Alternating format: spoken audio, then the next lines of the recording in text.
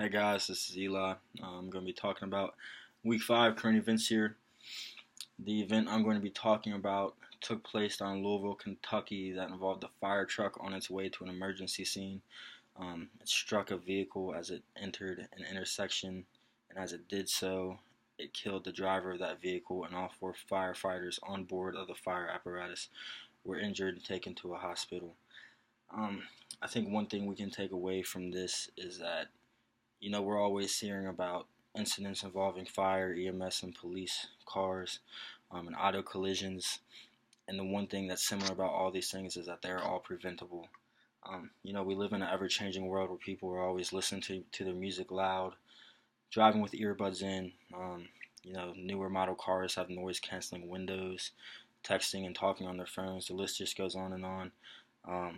With that being said, I think it's very important that we all understand the extreme importance of driving with due regard and making sure that we're driving appropriately and not being reckless when we're driving.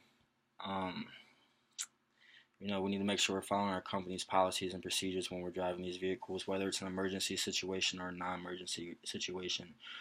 But especially during emergency situations, if you're approaching an intersection, whether it's a stoplight, a stop sign, caution, whatever the case may be, we need to make sure that we come to complete stops to ensure that these intersections are clear of all vehicles.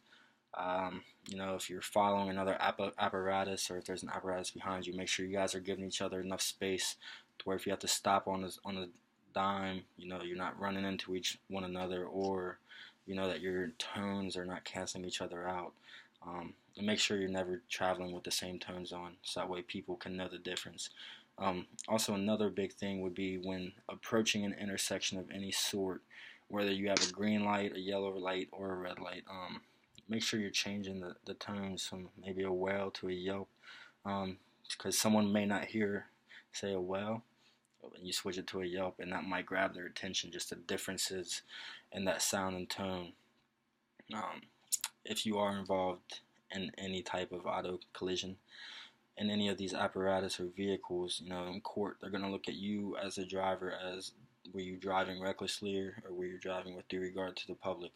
And the fact of were you speeding, did you stop at an intersection, or did you just blow through the intersection, or